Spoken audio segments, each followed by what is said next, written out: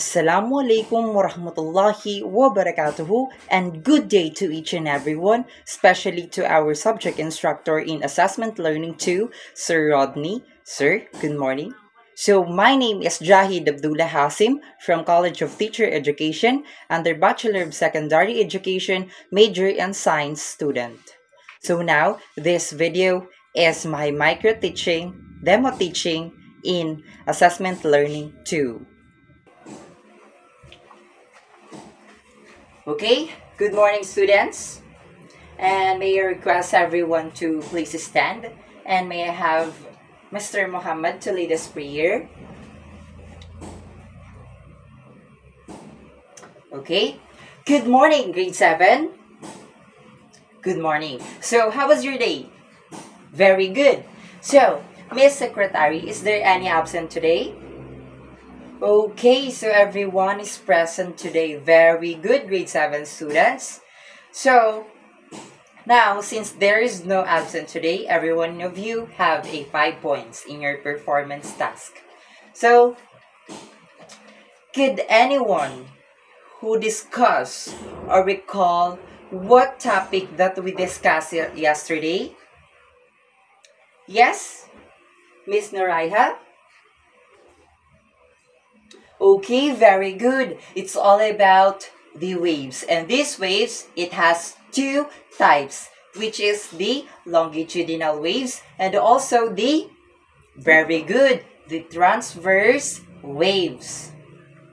So now, before we start our discussion this morning, do not forget our classroom rules. So what is the first? Very good. Listen attentively. Next one.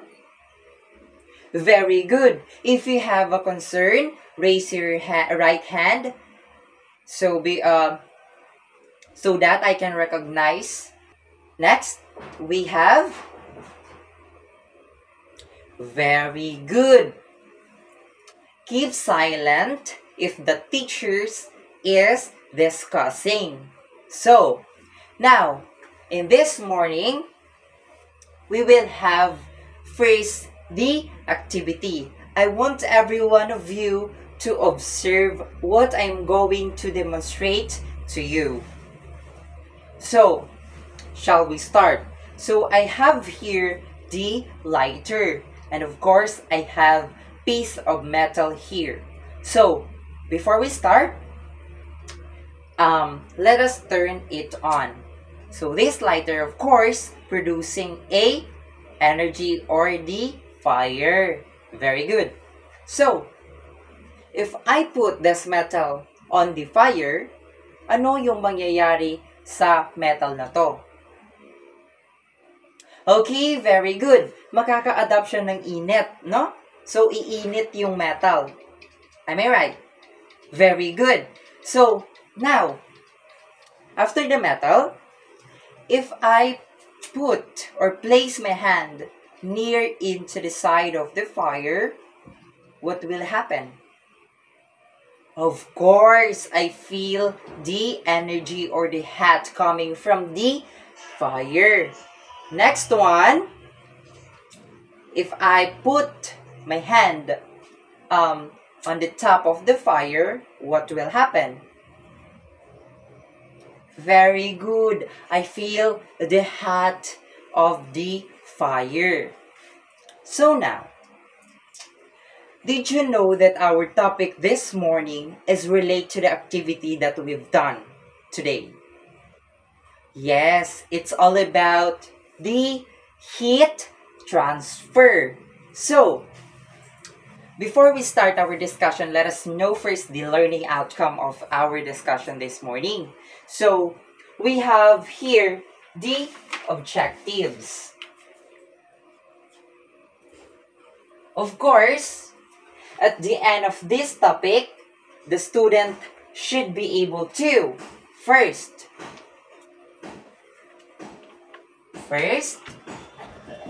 okay, understand how the movement of particles relates to each mode of heat transfer. Okay, so next one. The number 2 is students should be identify and differentiate between the 3 modes of heat transfer such as the conduction, convection, and also the very good, the radiation. So, the last one, or our third objective, or the learning outcome this morning, is the student should be able to apply their understanding of heat transfer to real-life scenarios, such as cooking, food storage, and building homes. So now, I have a picture here, and I want some of you participate and give them idea what it's all about. Anyone? Yes, Princess. Very good. It's all about, obviously, it's all about the heat transfer. We have also here the conduction. So, we have also the convection, the radiation. So, in the activity that we've done earlier, yung ginawa ko na first step, which is yung metal, kapag nilagay natin doon sa fire or doon sa lighter na nagpo-produce ng fire, of course, nakaka-adapt siya ng init. So, yung init na yon is we call heat transfer because the heat coming from the fire, it is transferring into the metal, no? And that's called the conduction. So, here we have energy transfer by direct contact. No? So, next one. Yung ginawa ko naman na yung kamay ko is nilagay ko sa side ng sa side ng fire.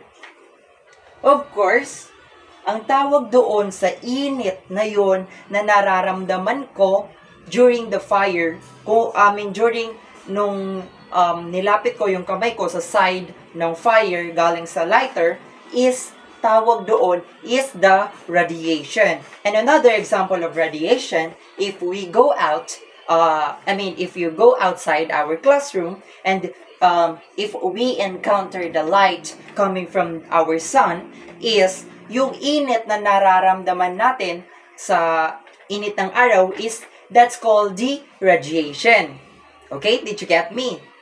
Very good. So, the last one is nung nilagay ko naman yung kamay ko at the top of the fire coming from the lighter is we call the convection. Now, why convection? It because energy transfer by molecular motion. So, when we say molecular motion, is yung init is nagta-transfer siya through the molecules. No? So, kahit malayo yung kamay ko sa fire or sa fire coming from the lighter is nararamdaman ko pa rin yung init. It because of the heat transferring through molecules. So, did you understand, students? Very good. So now, since we discussed now the heat transfer, which is it has the 3 types, or let's say it occurs in 3 ways, which is the conduction, convection, and of course the very good, the radiation. So now let us differentiate all of those, no? So first, let us have the conduction. So in conduction, heat transfer occurs between object by direct contact rather. So dito yung kumbaga direct contact sila. Kumbaga nag-i-interact sila physically. Like for instance, gaya ng ginawa natin kanina, yung lighter, it has a fire. And the metal, nilagay natin dun sa fire. So, makaka-adapt siya ng init. No? So, dun pa lang, nangyayari na yung heat transfer. Did you get me? Okay, very good. So, in conduction kasi, is kapag yung fire or anything na metal na inilagay natin sa fire is nakaka-adapt siya ng init. Siyempre, masusunog siya. But it doesn't mean na masusunog siya is magme-melt na siya. Sometimes, yung bakal na nasunog na yon is, let's say, although hindi siya na-melt, pero lumalambot siya. No? Bakit? So, I know every one of you is naka-encounter or nakakita na ng yung gumagawa ng knife. No? So, yung paggawa ng knife na yan is dumadaan siya sa fire. And also, doon pa lang nagkakaroon na ng heat transfer. So, kapag yung metal, halimbawa yung metal square yan, then gagawin mong knife. Then, by the help of the fire, is napapalambot nga yung metal. Then, of course, after that, kapag metal, doon ka na makakakuha ng chance to mold it, to shape it, no? So, doon, nangyayari ang heat transfer. Or, in that first way of heat transfer, we call the heat or the conduction. So, did you get me, students? Very good. So, next one, we have here the convection. Okay. In convection, the heat transfer takes within the fluid. Okay, let us go back to the activity that we've done earlier. Yung lighter is inon ko and nag-produce siya ng fire, right? Very good. So, after that, nung nilagay ko yung kamay ko doon sa top, even though na medyo malayo siya sa fire, is nararamdaman ko pa rin yung init. Bakit? Dahil yon sa convection. Sa convection is it is a kind of way of heat transferring because heat transferring occurs or takes within the fluid. So, gaya ng sabi ko kanina, is ang convection is nangyayari siya through molecular transferring of heat. Okay, did you get me? Very good. So, nagets na ba yung convection? Again, ang convection is ito na yung heat transferring through molecules. So, nagets po. Very good. So, next one, we have here the radiation. The last one, ways of heat transferring. So, let us witness what is here or what is the radiation. Okay, in radiation, heat transfer occurs through electromagnetic waves without involving particles. So, dito naman sa radiation is nangyayari siya by sensing. Yung parang electromagnetic. Kumbaga, andoon yung magnetic na nangyayari. Kumbaga, like for instance, yung ginawa ko kanina. Yung kamay ko, nilagay ko sa side ng fire, is nararamdaman ko pa rin yung init. Tama? Very good. So, nung naramdaman ko yung init sa side ng fire, is yun na yung tinatawag natin na radiation. So, even though na naramdaman natin, is meron pa tayong another example para ma-elaborate natin yung kaalaman natin. Am I right? Very good. So, another example is yung kapag lumabas tayo, tapos tirik na tirik yung araw or yung sunlight is direct to our skin, and those sunlight na nagkukos na nakaka-feel tayo or nakakaramdam tayo ng init is we call the radiation from the sunlight. No? Am I right? Very good. So that is the ways of heat transferring, which is we have the conduction, convection, and also the radiation. Okay. Since now, we've done our discussing the three ways of heat transferring, which is the conduction, convection, and radiation. Now, we will have a assessment. So, what are these assessment? Don't worry, we do not. We don't do quiz nor writing something. No, we will have a assessment in a way of oral recitation. Okay? Very good. Because in our oral recitation, makikita ko na nakikinig talaga kayo. No? Am I good? Very good. So, now, can anyone summarize? Okay, summarize. Okay, can anyone summarize the 3 ways of heat transferring, which is the conduction, convection, and the radiation? Okay. Anyone? Yes, Michelle? Okay, very good. So, to conclude or to summarize everything, which is the conduction, convection, and radiation, it is short lang yung sagot natin. To summarize it, it is a way of heat transferring. Yes, it is a heat transferring wherein every ways of heat transferring, it has an occurring or circumstances na nangyayari, no? So, like for instance, gaya ng sabi ni Michelle, sa conduction is through interacting physically, no? So, that is another term of contact or interacting between the object to object or object to fire. No? Very good. So, next one, gaya ng sabi niya ulit, in convection is, kumbaga, nagbigay siya ng another example dito. Yun yung kapag ang hot water is nilagyan natin ng ice, is yung hot na yun is it's turned to cooler.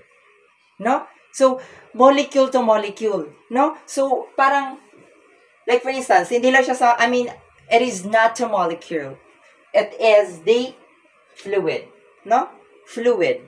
So, kapag yung ice is nilagay ko sa mainit na tubig, is yung mainit na tubig na yon, syempre, nag-i-interact yung cold and hot. Am I right? Very good. And another, yung radiation, is ito na yung nafe-feel natin na init. Am I right? Okay, very good. So now, I have here 2 picture. Yung isa is nakita nyo na kanina. And now, I want you to differentiate this one. Okay? We have the boiling of water. We have also the fire. No? So, fire. Parang wala siyang boiling water. While dito is may fire, may boiling water, may pot. No? I want you to differentiate. No? I want you to differentiate. Write it on your 1/2 crosswise. Okay. In just kahit 1 sentence lang, nor 2 sentences. Okay? Okay. I'll be giving 5 minutes for that. Okay? Okay. So, you may start now.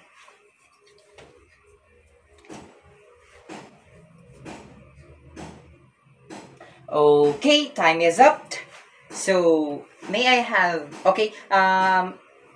assign Mr. Ivan to collect those paper of your classmates? Okay, thank you. So, now, hindi pa nagtatapos dyan because I want to leave an assignment so that malalaman ko na you're really, really listening to the discussion. Okay? So, since natapos na natin yung discussion natin about the heat transfer, which is, it has 3 ways, which is the conduction, convection, and radiation, I want you to do an activity. Okay? It involving the video.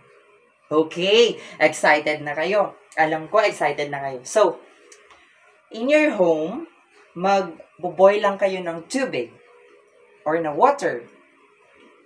Okay, same lang yun. So, magbo-boil kayo or magpakulo kayo ng tubig at i-video nyo. No? Kailangan ng video kasi para alam ko talaga na kayo ang gumawa. No? So, in that way, mag-o-observe kayo sa ginagawa ninyo. Habang nagbo-boil kayo, ino-observe nyo yung pot, yung water. Kung ano yung nangyayari. And of course, yung mga activities na na-observe nyo kanina is gawin nyo din. So that I can recognize that you're really listening to me. Okay, am I right? Okay, very good students. So, please stand up. Okay, so, goodbye students. Goodbye grade 7. Okay, so thank you for listening. So, class dismissed.